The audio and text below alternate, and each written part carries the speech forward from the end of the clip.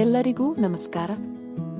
ಇಂದು ನಮ್ಮ ಚಾನೆಲ್ಗೆ ಸುಸ್ವಾಗತ. ನಾವು ವಿರೂಪಾಕ್ಷ ದೇವಸ್ಥಾನ ಹಂಪಿ ಬಗ್ಗೆ ತಿಳಿದುಕೊಳ್ಳುತ್ತೇವೆ. ಕರ್ನಾಟಕದ ಹಂಪಿಯಲ್ಲಿರುವ ವಿರೂಪಾಕ್ಷ ದೇವಾಲಯವು ಶಿವನಿಗೆ ಸಮರ್ಪಿತವಾಗಿದೆ. ಅಲ್ಲಿ ವಿರೂಪಾಕ್ಷ ಪಂಪಾಪತಿ ಎಂದು ಕರೆಯಲಾಗುತ್ತದೆ. ದೇವಾಲಯದ ಇತಿಹಾಸವು 7ನೇ ಶತಮಾನದವರೆಗೆ ಹಿಂದಿನದು ಮತ್ತು ಶತಮಾನಗಳಿಂದಲೂ ಅಡೆತಡೆಯಿಲ್ಲದೆ ಉಳಿದಿದೆ. ಇದು ಹಂಪಿಯಲ್ಲಿ ತೀರ್ಥಯಾತ್ರೆಯ ಮುಖ್ಯ ಕೇಂದ್ರವೆಂದು ಪರಿಗಣಿಸಲಾಗಿದೆ ಮತ್ತು ಸುತ್ತಮುತ್ತಲಿನ ಅವಶೇಷಗಳ ನಡುವೆ ಹಾಗೆ ಉಳಿದಿದೆ. ಈ ದೇವಾಲಯವು ಸ್ಥಳೀಯ ದೇವತೆ ಪಂಪಾದೇವಿಯೊಂದಿಗೆ ಸಂಬಂಧ ಹೊಂದಿದೆ. ಇದು ತುಂಗಭದ್ರಾ ನದಿಗೆ ಸಂಪರ್ಕ ಹೊಂದಿದೆ. ವಿರೂಪಾಕ್ಷ ದೇವಾಲಯದಲ್ಲಿ ಪೂಜೆ ಮುಂದುವರಿಯುತ್ತದೆ. ಇದು ಒಂದು ಕಾಲದಲ್ಲಿ ಕ್ರಿಯಾತ್ಮಕ ಮತ್ತು ಅತ್ಯಾಧುನಿಕ ಸಾಮ್ರಾಜ್ಯದ ಕೇಂದ್ರವಾಗಿದ್ದ ಅಸಾಮಾನ್ಯ ನಗರದ ಜೀವಂತ ಅವಶೇಷವಾಗಿದೆ. ಇದು ಹಂಪಿಯಲ್ಲಿರುವ ಸ್ಮಾರಕಗಳ ಗುಂಪಿನ ಭಾಗವಾಗಿದೆ. ಇದನ್ನು ಯುನೆಸ್ಕೋ ವಿಶ್ವ ಪರಂಪರೆಯ ತಾಣವಾಗಿ ಗೊತ್ತುಪಡಿಸಲಾಗಿದೆ. ಈ ದೇವಾಲಯವು ಶ್ರೀ ವಿರೂಪಾಕ್ಷನಿಗೆ ಸಮರ್ಪಿತವಾಗಿದೆ. ಈ ದೇವಾಲಯವನ್ನು ವಿಜಯನಗರ ಸಾಮ್ರಾಜ್ಯದ ಪ್ರೌಢ ದೇವರಾಯ ಎಂದು ಕರೆಯಲ್ಪಡುವ ದೇವರಾಯ ಏರ ಅಡಿಯಲ್ಲಿ ನಾಯಕ ಮುಖ್ಯಸ್ಥ ಲಕ್ಕನ್ ದಂಡೇಶ ನಿರ್ಮಿಸಿದನು. ಹಂಪಿಯ ವಿರೂಪಾಕ್ಷ ದೇವಾಲಯದ ಸಂದರ್ಭದಲ್ಲಿ ಭಗವಾನ್ ಶಿವನನ್ನು ವಿರೂಪಾಕ್ಷ ಎಂದು ಕರೆಯಲಾಗುತ್ತದೆ ಮತ್ತು ಈ ಹೆಸರು ಆಳವಾದ ಸಾಂಕೇತಿಕ ಅರ್ಥವನ್ನು ಹೊಂದಿದೆ. ವಿರೂಪಾಕ್ಷ ಎಂಬ ಹೆಸರು ಸಂಸ್ಕೃತದಿಂದ ಬಂದಿದೆ. ಇಲ್ಲಿ ವಿರೂಪ ಎಂದರೆ ವಿವಿಧ ರೂಪಗಳು ಅಥವಾ ವಿಚಿತ್ರ ಮತ್ತು ಅಕ್ಷ ಎಂದರೆ ಕಣ್ಣುವ.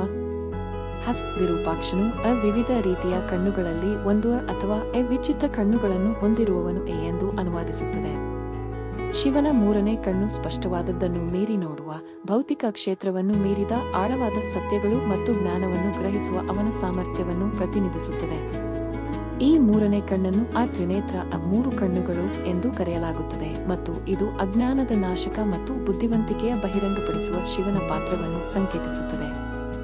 ವಿರೂಪಾಕ್ಷ ಎಂಬ ಹೆಸರು ಶಿವನ ಮೂರು ಕಣ್ಣುಗಳನ್ನು ಹೊಂದಿರುವ ವಿಶಿಷ್ಟ ಲಕ್ಷಣವನ್ನು ಒತ್ತಿ ಹೇಳುತ್ತದೆ. ಇದು ಅವನ ಎಲ್ಲವನ್ನೂ ನೋಡುವ ಸ್ವಭಾವ ಮತ್ತು ಆಧ್ಯಾತ್ಮಿಕ ಒಳನೋಟ ಮತ್ತು ಜ್ಞಾನೋದಯಕ್ಕೆ ಅವನ ಸಂಪರ್ಕವನ್ನು ಸೂಚಿಸುತ್ತದೆ. ಹಂಪಿಯಲ್ಲಿ ಶಿವನು ವಿರೂಪಾಕ್ಷನಾಗಿ ತುಂಗಭದ್ರಾ ನದಿಯೊಂದಿಗೆ ಸಂಬಂಧ ಹೊಂದಿರುವ ಸ್ಥಳೀಯ ದೇವತೆ ಪಂಪಾದೇವಿಯ ಪತ್ನಿ.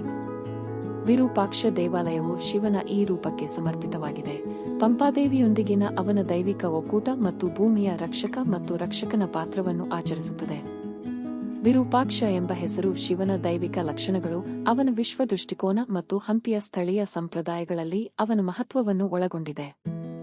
ದೇವಾಲಯದ ವಾಸ್ತುಶಿಲ್ಪವು ವಿಜಯನಗರ ಸಾಮ್ರಾಜ್ಯದ ವೈಭವವನ್ನು ಪ್ರತಿಬಿಂಬಿಸುತ್ತದೆ. ದೇವರಾಯ ಏರ ಅಡಿಯಲ್ಲಿ ಒಬ್ಬ ಮುಖ್ಯಸ್ಥನಾದ ಲಕ್ಕಣ ದಂಡೇಶನು ವಿಜಯನಗರದ ಅವಧಿಯಲ್ಲಿ ದೇವಾಲಯದ ಸಂಕೀರ್ಣವನ್ನು ಗಮನಾರ್ಹವಾಗಿ ವಿಸ್ತರಿಸಿದನು. ಕಾಮದೇವ ಮತ್ತು ಭಗವಾನ್ ಶಿವನೊಂದಿಗಿನ ಅವನ ಮುಖಾಮುಖಿಯ ಕಥೆಯು ಕುತೂಹಲಕಾರಿ ಮತ್ತು ಸಾಂಕೇತಿಕವಾಗಿದೆ. ಈ ಆಕರ್ಷಕ ಕಥೆಯನ್ನು ಪರಿಶೀಲಿಸೋಣ. ಕಾಮದೇವ ಯಾರು? ಕಾಮದೇವ ಮಾನವ ಪ್ರೀತಿ ಮತ್ತು ಉತ್ಸಾಹದ ದೇವರು. ಅವನ ಹೆಸರು ಕಾಮ, ಇಂದ್ರಿಯ ಬಯಕೆ ಮತ್ತು ದೇವ, ದೈವಿಕ ಜೀವಿ ಅನ್ನು ಸಂಯೋಜಿಸುತ್ತದೆ. ಕಬ್ಬಿನಿಂದ ಮಾಡಿದ ಬಿಲ್ಲು ಮತ್ತು ಪರಿಮಳಯುಕ್ತ ಹೂವುಗಳಿಂದ ಮಾಡಿದ ಬಾಣಗಳನ್ನು ಹೊಂದಿರುವ, ಹಸಿರು ಚರ್ಮವನ್ನು ಹೊಂದಿರುವ ಸುಂದರ ರೆಕ್ಕೆಯ ಯುವಕನಂತೆ ಅವನನ್ನು ಚಿತ್ರಿಸಲಾಗಿದೆ. ಕಾಮದೇವನ ಬ್ರಹ್ಮಾಂಡದ ಬಾಣವು ಅದನ್ನು ಹೊಡೆದವರಲ್ಲಿ ಉತ್ಸಾಹ ಮತ್ತು ಪ್ರೀತಿಯನ್ನು ಹುಟ್ಟುಹಾಕುತ್ತದೆ. ಆ ಕತೆ ಶಿವನ ಧ್ಯಾನಕ್ಕೆ ಭಂಗ ತರುವುದು. ಒಮ್ಮೆ ಭಗವಾನ್ ಶಿವನು ಆಳವಾದ ಧ್ಯಾನದಲ್ಲಿದ್ದಾಗ ಕಾಮದೇವನು ಅವನ ಮೇಲೆ ಆಸೆಯ ಬಾಣವನ್ನು ಹೊಡೆದು ಅವನ ಉತ್ಸಾಹವನ್ನು ಜಾಗೃತಗೊಳಿಸಲು ಪ್ರಯತ್ನಿಸಿದನು. ತನ್ನ ತಂದೆ ದಕ್ಷನು ಶಿವನಿಗೆ ಮಾಡಿದ ಅವಮಾನದಿಂದಾಗಿ ಅಗ್ನಿಗೆ ಪ್ರವೇಶಿಸಿ ಸಾವನ್ನು ಅಪ್ಪಿಕೊಂಡ ತನ್ನ ಪ್ರೀತಿಯ ಪತ್ನಿ ಸತಿಯನ್ನು ಕಳೆದುಕೊಂಡ ಶಿವ ದುಃಖಿಸುತ್ತಿದ್ದನು. ಕಾಮದೇವನ ಕ್ರಿಯೆಯು ಶಿವನ ಧ್ಯಾನವನ್ನು ಭಂಗಗೊಳಿಸಿತು ಮತ್ತು ಅವನನ್ನು ಕೋಪಗೊಳಿಸಿತು. ಶಿವನ ಕೋಪ. ಅವನ ಕೋಪದಲ್ಲಿ ಶಿವನು ತನ್ನ ಮೂರನೆಯ ಕಣ್ಣು, ಬುದ್ಧಿವಂತಿಕೆಯ ಕಣ್ಣು ತೆರೆದನು.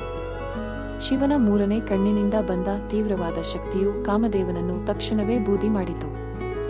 ಶಿವನ ದುಃಖದಿಂದ ಭಂಗಗೊಂಡ ವಿಶ್ವ ಸಮತೋಲನವನ್ನು ಕಾಪಾಡಿಕೊಳ್ಳಲು ಕಾಮದೇವನ ತ್ಯಾಗ ಅಗತ್ಯವಾಗಿತ್ತು. ಪಾರ್ವತಿ ಮಧ್ಯಸ್ಥಿಕೆ.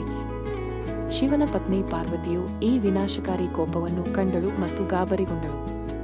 ಅವಳು ಪಶ್ಚಾತ್ತಾಪ ಪಡುವಂತೆ ಮತ್ತು ಅವನ ಕ್ರೋಧವು ಎಲ್ಲವನ್ನೂ ತಿನ್ನಲು ಬಿಡಬೇಡಿ ಎಂದು ಶಿವನನ್ನು ಬೇಡಿಕೊಂಡಳು. ಶಿವನು ತನ್ನ ಕೋಪವನ್ನು ತ್ಯಜಿಸಲು ಒಪ್ಪಿಕೊಂಡನು ಮತ್ತು ಸಮುದ್ರವು ಅವನ ಕೋಪವನ್ನು ಹೀರಿಕೊಳ್ಳಿತು, ಎಲ್ಲಾ ಜೀವಿಗಳಿಗೆ ಪರಿಹಾರವನ್ನು ತಂದಿತು. ವಿರೂಪಾಕ್ಷ ದೇವಸ್ಥಾನದ ಸಂಪರ್ಕ. ಹಂಪಿಯಲ್ಲಿರುವ ವಿರೂಪಾಕ್ಷ ದೇವಾಲಯವು ಶಿವನಿಗೆ ಸಮರ್ಪಿತವಾಗಿದೆ. ಇದನ್ನು ವಿರೂಪಾಕ್ಷ ಪಂಪಾಪತಿ ಎಂದು ಕರೆಯಲಾಗುತ್ತದೆ. ಈ ದೇವಾಲಯವು ಶಿವನ ಕಾಸ್ಮಿಕ್ ಶಕ್ತಿ ಮತ್ತು ವಿಧ್ವಂಸಕ ಮತ್ತು ಸೃಷ್ಟಿಕರ್ತನ ಪಾತ್ರಕ್ಕೆ ಸಾಕ್ಷಿಯಾಗಿದೆ. ದೇವಾಲಯವು ಕಾಮದೇವನ ದಹನವನ್ನು ನಿರ್ದಿಷ್ಟವಾಗಿ ಚಿತ್ರಿಸದಿದ್ದರೂ ಅದರ ಮಹತ್ವವು ಶಿವನನ್ನು ಎಲ್ಲವನ್ನೂ ನೋಡುವ ವಿರೂಪಾಕ್ಷ ಎಂದು ಗೌರವಿಸುತ್ತದೆ. ವಿರೂಪಾಕ್ಷ ದೇವಸ್ಥಾನ, ಹಂಪಿ. ವಿರೂಪಾಕ್ಷ ದೇವಾಲಯದ ಪವಿತ್ರ ಆವರಣದಲ್ಲಿ ಕಾಮದೇವ ಮತ್ತು ಶಿವನ ಕ್ರೋಧದ ಕಥೆಯು ಕಾಲಾನಂತರದಲ್ಲಿ ಪ್ರತಿಧ್ವನಿಸುತ್ತದೆ. ಇಂತಹ ಹೆಚ್ಚಿನ ವಿಡಿಯೋಗಳಿಗಾಗಿ ದಯವಿಟ್ಟು ನಮ್ಮ ಚಾನೆಲ್ ಅನ್ನು ಶೇರ್ ಮಾಡಿ ಮತ್ತು ಚಂದಾದಾರರಾಗಿ ಮತ್ತು ಬೆಂಬಲಿಸಿ. ವೀಕ್ಷಿಸಿದ್ದಕ್ಕೆ ಧನ್ಯವಾದಗಳು.